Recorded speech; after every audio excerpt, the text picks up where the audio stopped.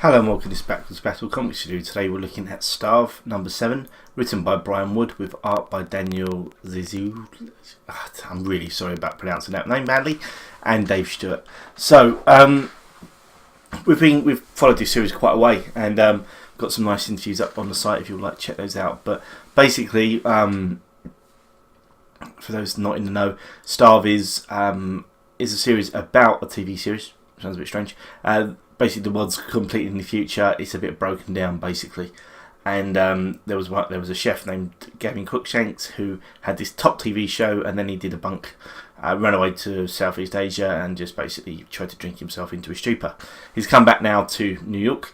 That's basically the 1% live with enough food, enough everything. Everyone else lives in slums, is what it seems like. So again, a completely dystopian world is probably the best way to put it. But there's a little bit of the essence of Running Man. Basically, they control the masses through television and marketing and that sort of stuff.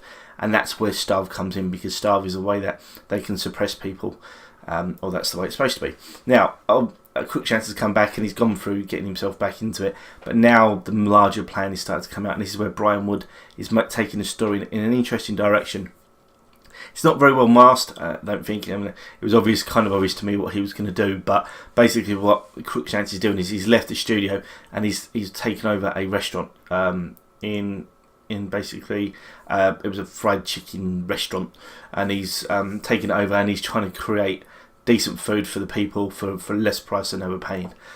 And it's an interesting sort of idea where what he's trying to do is show that you can cook good food. It doesn't all have to be processed. It can just be fresh. It can be good quality, and that's the sort of thing. So you can see that what he's trying to do is he's trying to subvert those in command, those in control, and do it his own way. Now, it's not an actiony series at all, an action issue at all. There's a little bit towards the end which does get a little bit there, but really what this is about is setting up Cruikshank as, I don't know, save is probably the wrong word to use, but it's showing him the fact that what he's trying to do is help people, and he's trying to do something a little bit different, and that is what's cool about this series. I've loved it from the start, and I really do think it's something that should get more attention and really should be reading.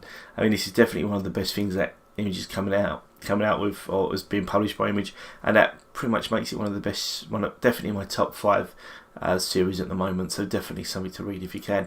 Again, the artwork by Zezelj is great, and obviously backed up completely by the colours of Dave Stewart, who just gives it a darkness that it needs, if that makes sense. That, and together they're absolutely killing it, and that's probably the nicest way to put it.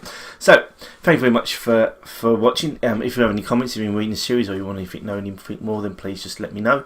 Do take care. Thank you very much, and good night.